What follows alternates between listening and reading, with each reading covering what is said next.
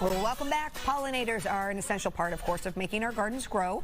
Pollinator birds and insects are responsible for pollinating over 70% of our food crop. So it makes sense to attract them to our own backyards at a local level. And this morning, garden guide Dale Kay is sharing the best and the easiest ways to make your garden pollinator friendly. G'day everyone.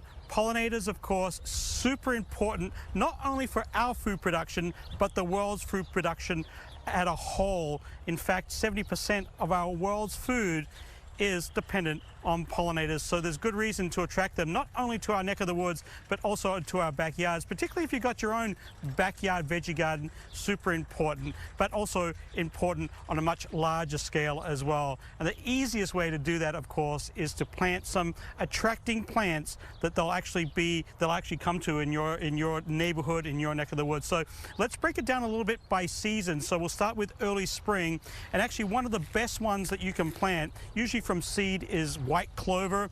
Great for attracting bees and also other little pollinators, and this is one of the first bloomers, of course, as is dandelions as well. I always leave my dandelion flowers up because it's such a great pollinator attracting plant. This one here is actually a native baptisma or false indigo. It actually has a white flower. Oftentimes when you think of false indigo, you're looking at the purple one. There is actually a little native white one as well that's more of a late spring bloomer. Also the nepidas right here. Any of those will be great for attracting pollinators, as the salvia as well. And we can catch this right here. Look at this little bumblebee right back here on the statues. This is also another great attractor of pollinators. So that was the early spring. Now we move into kind of the mid-season summer grouping of pollinators. Monarda here is a great pollinator. Also is a great edible flower as well. It has a kind of a peppery, actually we'll give it a whirl. It actually has a really distinct peppery taste, but it's not a bad peppery taste as well. It's actually quite pleasant, so it's actually quite good on salad. So no wonder it would attract pollinators. Also attracts hummingbirds as well. It has that kind of like little trumpet flower, which is quite nice. A great landing pad for butterflies are all the echinaceas, of course. The native purples are very easy to grow, but there's a whole array of new varieties that you can incorporate into your landscape, and no matter which ones you choose, they'll all attract butterflies. We looked at the statues back there. Another great native is Joe Pyeweed.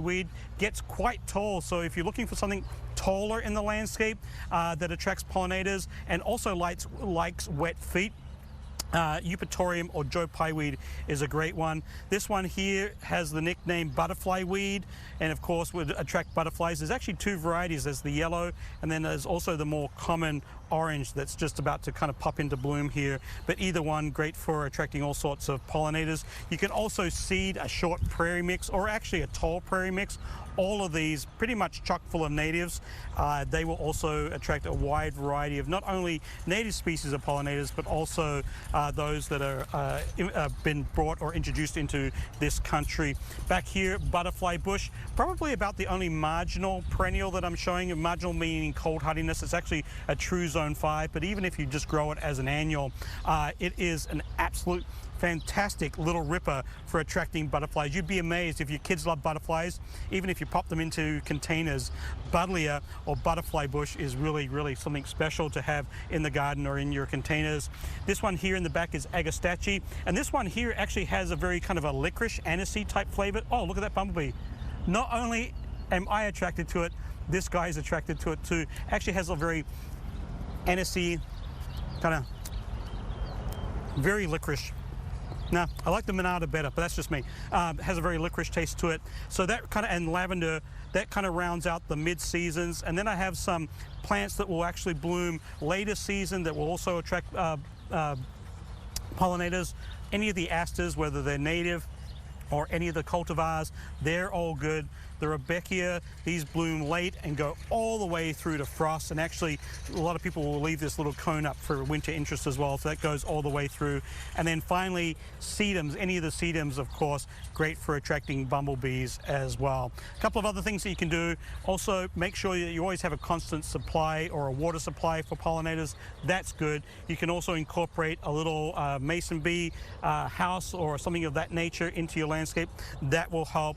And then also in the the spring, there's a lot of these insects that kind of harbor up in our gardens over the winter. So be careful doing too much hoeing or disturbing of mulch or anything like that early in the season. Let those guys all kind of get up and running before you get at it in the garden. Tips for attracting pollinators to your backyard, your neck of the woods. Have fun picking out some color. Back to you.